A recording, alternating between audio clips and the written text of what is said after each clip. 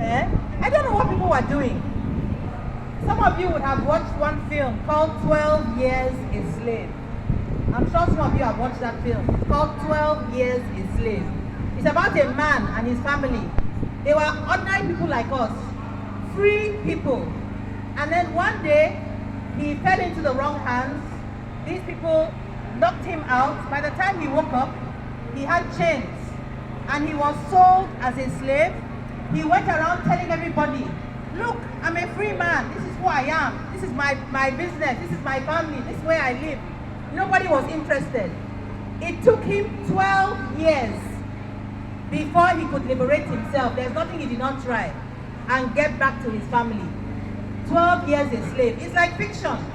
But every day, every hour, every minute in our dear country, something like that is happening to boys and girls your age. Things like that are even happening to adults.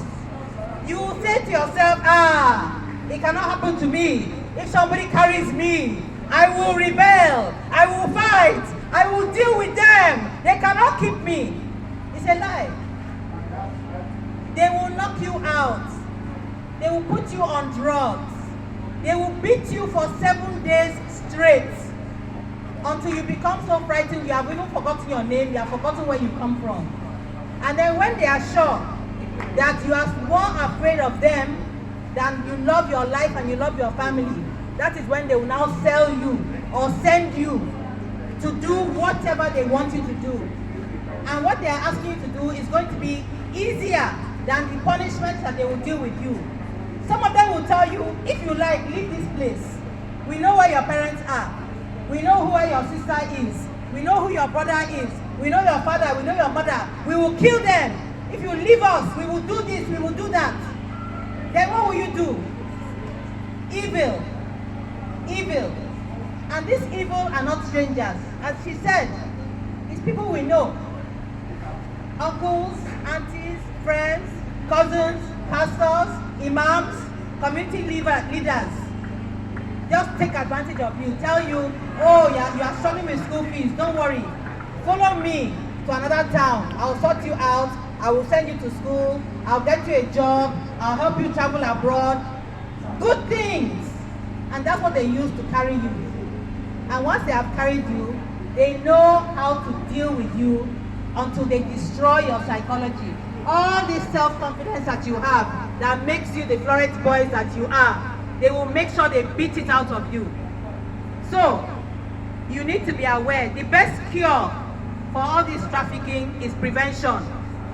Once you are in their hands, even if NAPTIP is able to rescue you, what you have gone through, your life can never be the same again. Even if you are able to overcome it, your parents, your brothers, your sisters, your friends, they will never be able to overcome it. That somebody they love was carried away and suffered in ways that none of us want to imagine.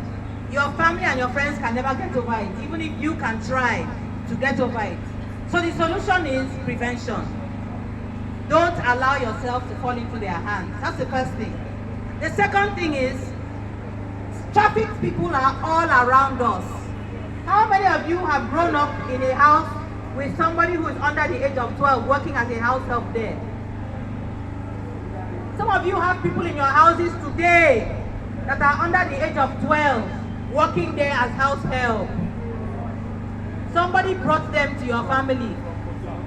Your family is paying the money to that person who brought them. Your family is not paying the money to the person doing the work. Is a 12-year-old, a 14-year-old, are they supposed to be working as domestic staff? Even if they are working as domestic staff in your house, it should be because your parents are sending them to school. Are your parents sending them to school? Are they going to school? You are saying yes. Some of you, yes. So for many, too many, it is no.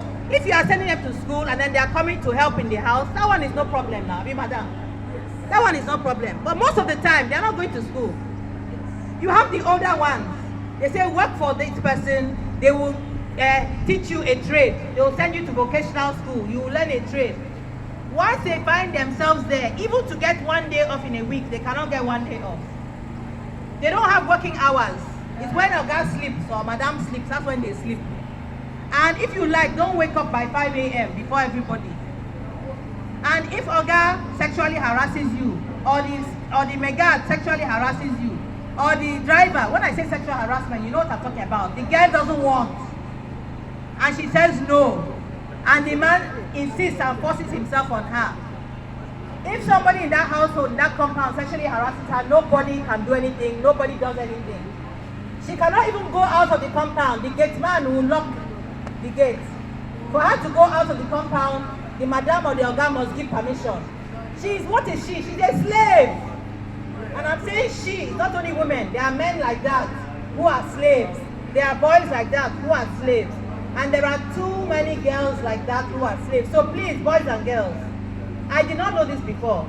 I grew up where you can have young people in your house as house help. They are from Cotonou, they are from Akwa Ibom, they are from all these places. But they are from Ebonyi. I went to a program, somebody from that tip was speaking at that program. I said, I went home, there's one boy from Cotonou there. I said, where is your parents' house?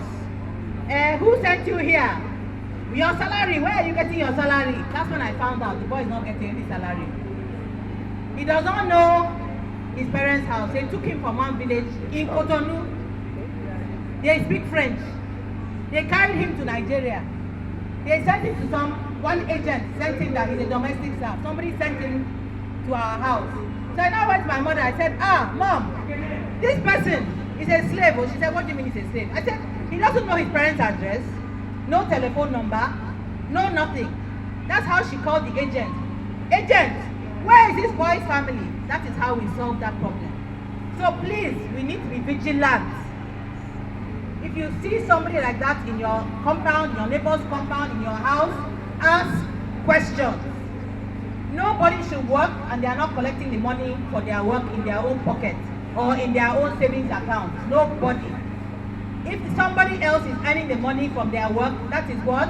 Trafficking. That is what? Modern day slavery. So I want to say a big thank you to Monday. Monday has been going around talking to all the street traders. I didn't know that street traders are sleeping under the bridge. I thought that they were just boys and girls. They come from our homes like our homes. They did work. They went to a shop. They went to a market. They said, okay, take my goods. Go and sell them. When you come back, I'll collect the money. I'll give you your own. I thought that was what street traders were doing. I didn't know that they are slaves. I did not know.